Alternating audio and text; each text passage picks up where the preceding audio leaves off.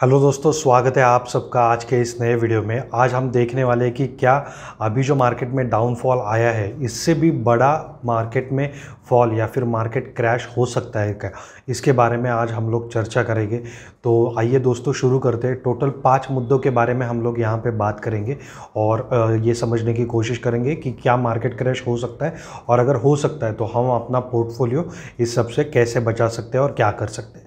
तो चलिए दोस्तों, पहले तो सबसे पहली बात यह है कि अभी हम लोग ऑफिशियली जिसे कह सकते हैं कि मार्केट करेक्शन में आ चुका है, क्योंकि मार्केट करेक्शन की दो डेफिनेशंस होती है। सबसे पहली डेफिनेशन ये होती है कि मार्केट जो है 10% से ज़्यादा जो है इंडेक्स में फॉल आना चाहिए। तो निफ्टी लगभग 18,000 पे था, अभी हम लोग 15,000 के आसपास ट्रेड कर रहे हैं, तो इसका मतलब है 10% से ज़्यादा का मार्केट फॉल आ गया है। तो ये कंडीशन फुलफिल हो जाती है जिसमें हम लोग कह सकते हैं कि मार्केट करेक्ट, अच्छा खासा करेक्ट हो चुका है, ना कि सिर्फ करेक्ट हो चुका है, अच्छा खासा करेक्ट हो चुका है। दूसरा पॉइंट ये रहता है कि जो 200 डेज का मूविंग एवरेज रहता है वो ब्रेक करना चाहिए इंडेक्स ने। तो वो भी निफ्टी ने बहुत ही अच्छे खासे मार्जिन से ब्रेक कर दिया है। अभी 200 डेज मूविंग एवरेज से बहुत नीचे चल रहे हैं हम लोग।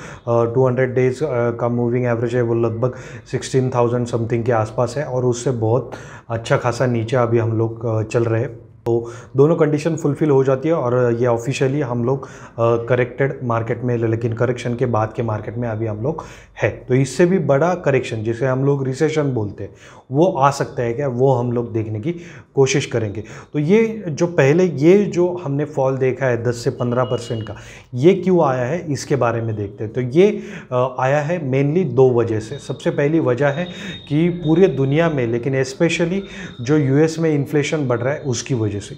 और दूसरा पॉइंट है, इस इन्फ्लेशन को टैकल करने के लिए जो सेंट्रल बैंक्स है, फिर वो चाहे हमारा आरबीआई हो या फिर अमेरिका का फेड हो, दोनों ने जो है इंटरेस्ट रेट में बढ़ोतरी की है, इंटरेस्ट रेट हाइक की है। तो ये दो वजह है जिनकी वजह से मार्केट में जो ये फिलहाल का हमने जो फॉल देखा है उसके पीछे की वजह ये है। और जो इन्फ्लेशन है उसका इम्पैक्ट हमारी इकोनॉमी में जो है वो हम देख रहे हैं डेली। जो है हमारा कि फूड में लगने वाला जो ऑयल है, जो हम मेनली यूक्रेन से इंपोर्ट करते थे, उसके प्राइसेस बहुत ही ज़्यादा बढ़ चुके हैं पिछले 2-3 महीनों में। और क्रूड ऑयल का जो है, मतलब हमारा पेट्रोल डीजल है, वो तो उसके भी प्राइसेस बढ़ चुके हैं। हालांकि बीच में गवर्नमेंट ने कुछ इनिशिएट लेके थोड़ा बहुत कम किया है, लेकिन वो इतना कम नहीं किया है कि उससे जो है हमारे डेली की जो चीज़ें हमें मिल रही है उसके प्राइसेस पे इम्पैक्ट आए। तो वो एक चीज़ है। उसके बाद अगर हम लोग देखें कि जो बाकी की जो चीज़ें हैं वो भी दिन ब दिन महंगी होती जा रही है, तो इसकी वजह से, और यही वजह है कि जो है डिमांड कम होती है जा रही है। अगर स्पेशली हम लोग देखें ऑटोमोबाइल सेक्टर के जो नंबर्स आए इस क्वार्टर के, वो काफ़ी मतलब चिंताजनक है। जो कार का जो सेल्स है वो थोड़ा बहुत ठीक है, उसमें ज़्यादा फॉल नहीं है। लेकिन अगर हम लोग टू व्हीलर के सेल्स की बात करें तो फिर चाहे आप बजाज ले लो, आइशर मोटर का टू व्हीलर सेक्शन ले लो, हीरो मोटोकॉर्प ले लो, सबके जो है आप देख सकते हो बाइक्स और स्कूटर के जो है मतलब सेल्स के जो नंबर्स है वो काफ़ी नीचे आए। लगभग 30-40% का भी कुछ कंपनीज़ में जो है वो डिमांड में फॉल, सेल्स वॉल्यूम में फॉल हमने देखा है। तो ये काफ़ी आप कह सकते हो कि चिंता करने वाली बात है कि ऐसा ये सब हो रहा है कि डिमांड इतनी कम हो रही है। और टू व्हीलर का जो डिमांड है वो जनरली मिडिल क्लास की तरफ से, रूरल या फिर टियर 2 टियर 3 की यहाँ से आता है, तो वो कम हो रहा है। तो ये एक हमें चिंता करने वाली बात है। इसी की वजह से ये करेक्शन हमने लोकल मार्केट में भी देखा, और ग्लोबल में जो करेक्शन आया है वो यूएस इन्फ्लेशन की वजह से आया। इनफैक्ट जब पिछले शुक्रवार को जो हमारा मार्केट क्लोज हुआ तो उसके बाद मंडे को जो है वहाँ पे अमेरिकन इन्फ्लेशन के जो डेटा आने वाला था, वो लगभग मार्केट जो है उसे 8% के आसपास जो है एक्सपेक्ट कर रहा था, जो कि उससे ज़्यादा आया, लगभग 9% के आसपास आप कह सकते हो कि वो इन्फ्लेशन का जो है वो डेटा आया। और उसे पूरे ग्लोबल मार्केट ने काफ़ी निगेटिवली लिया, और मंडे से हम लोग उसी वजह से देख रहे हैं कि पूरा मार्केट पिछले हफ्ते क्रैश हुआ है। वो उसी की वजह था, वो जो ट्रिगर पॉइंट था वो उसकी वजह से, और वो मार्केट फॉल जो है वो अभी भी चल रहा है, हम देख सकते हैं कि। और ये सब चीज़ें जो है वो और ख़राब होते हुए नज़र आ रही है, आने वाले कुछ दिनों में हो सकती है। उसके पीछे की वजह यह है कि अभी तक जो है यूएस का जो गवर्नमेंट है या फिर फेड है वो अच्छी खासी तरीके से ट्राई कर रहा है कि इन्फ्लेशन इन्फ्लेशन ना बढ़े। और कुछ लोग ये भी कह रहे हैं कि ये जो नंबर्स हमें बताए जा रहे हैं ये पूरे मतलब सच नहीं हो सकते, इससे भी ज़्यादा वर्स सिचुएशन हो सकती है, लेकिन वो बाहर आ नहीं रही है क्योंकि उसके पीछे की वजह है कि अगले महीने में यूएस में जो है वो मिड टर्म इलेक्शन है।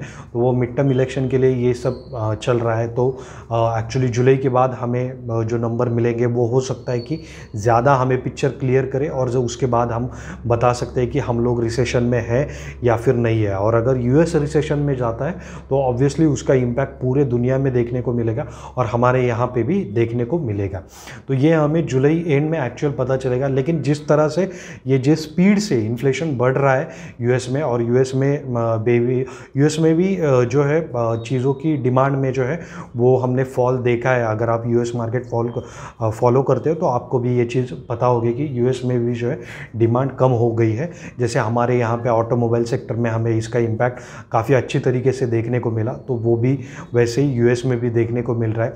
हमारे यहाँ पे इंटरेस्ट रेट बढ़ने की वजह से अभी हम लोग बोल सकते हैं कि जो होम बाइंग का एक जो ट्रेंड बन रहा था कोविड के ये सब के बाद कि लोग एक खुद का घर लेने के लिए मतलब एक होम बाइंग में एक डिमांड बनती हुई नज़र आ रही थी, उससे भी एक शायद ब्रेक लग सकता है। क्योंकि अगर इंटरेस्ट रेट बढ़ता है तो होम लोन का जो ईएमआई होता है वो भी बढ़ता है। तो वो बढ़ने के हिसाब से हो सकता है कि लोग अपना होम बाइंग का डिसीजन जो है वो पोस्टपोन कर ले, या फिर जो वो बड़ा होम लेने वाले थे उससे थोड़ा छोटा होम ले ले।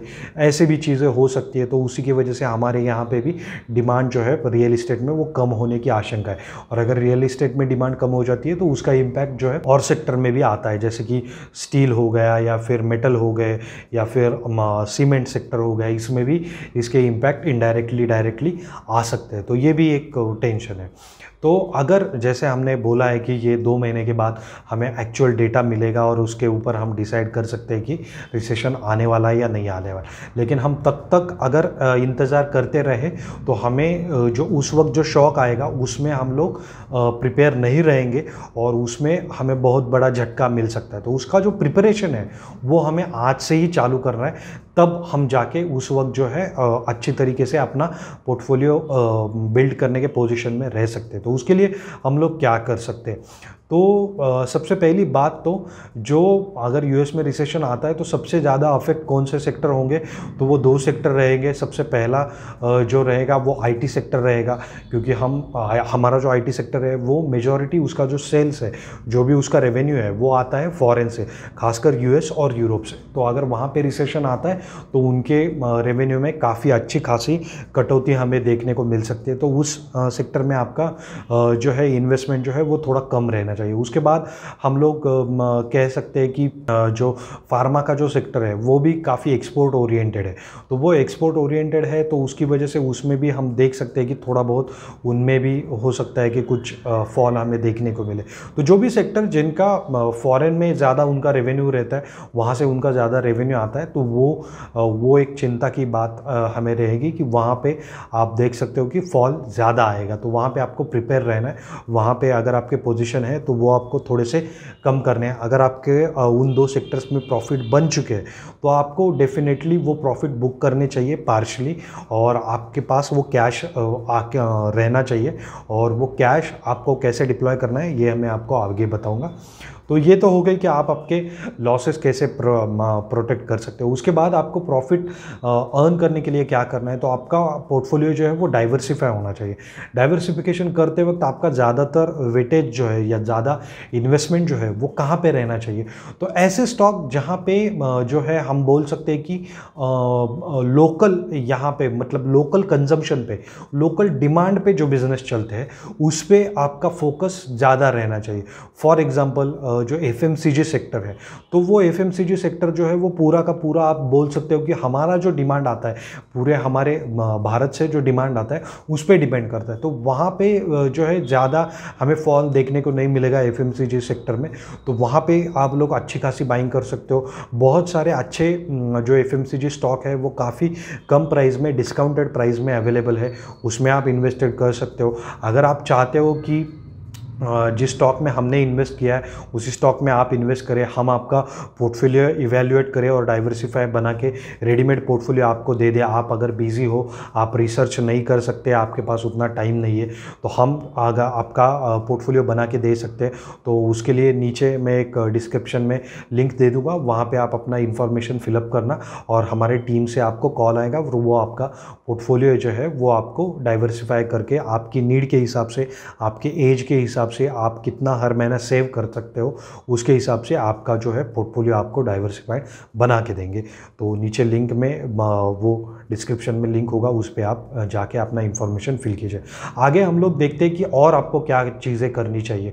तो एक और चीज़ आपको ये करनी चाहिए, अगर आपके पोर्टफोलियो में अभी कोई स्टॉक्स ऐसे हैं जिनमें आपको 15% से 15% से ज़्यादा अगर किसी स्टॉक में आपको प्रॉफिट दिख रहा है तो वहाँ पे आपको प्रॉफिट बुकिंग कर लेनी चाहिए और जो कैश है वो वैसा ही रखना चाहिए। कैश किधर भी खर्च मत कीजिए, क्योंकि जब भी मार्केट में फॉल आएगा तब हम लोग उसी कैश से, उसी प्रॉफिट से हम लोग और स्टॉक जो है क्वालिटी स्टॉक वो बाय कर सकते हैं।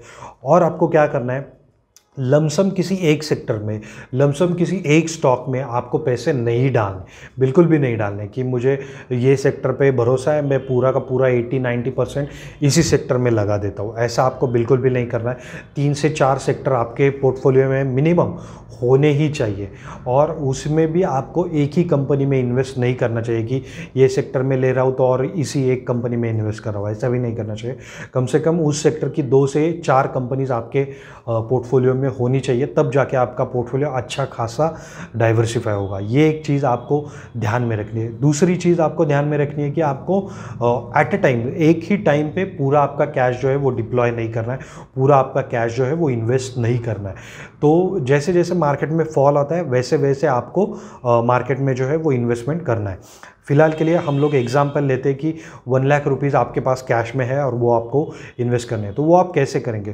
तो जब भी निफ्टी 500 से 700 पॉइंट गिरता है तो उसके बाद आपको जो है उसके बाद आपको समझ आप लोगों के पास 1 लाख रुपीज़ है, तो मार्केट जब भी 500 पॉइंट्स नीचे आता है, निफ्टी की बात कर रहा हूँ मैं, तो उसके बाद आपको 10 to 15% आपको इन्वेस्ट करना है, मतलब 10 से 15 हज़ार आपको इन्वेस्ट करना है। उसके बाद अगेन मार्केट निफ्टी एक 500 पॉइंट नीचे आ जाता है तो अगेन आपको एक 20 से 30 हज़ार आपको इन्वेस्ट करना है।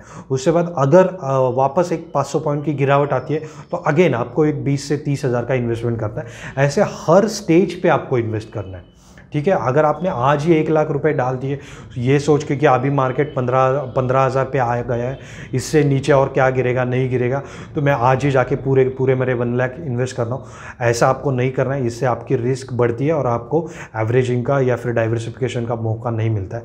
तो ये कुछ चीज़ें हैं जो आपको ध्यान में रखनी है। अगर आप ये सब चीज़ें करने में आपके पास टाइम नहीं है या फिर ये सब चीज़ें करने में आप इंटरेस्टेड नहीं हो, तो आप, जैसे मैंने बता दिया, आप नीचे डिस्क्रिप्शन में अपना इन्फॉर्मेशन भर दो, लिंक मैंने दे दिया है और हम आपको, हमारी टीम आपको कांटेक्ट करके आपका डाइवर्सिफाई पोर्टफोलियो आपकी नीड के हिसाब से, आपके रिस्क एपेटाइट के हिसाब से आपको बना के देंगे। फिलहाल के लिए इतना ही।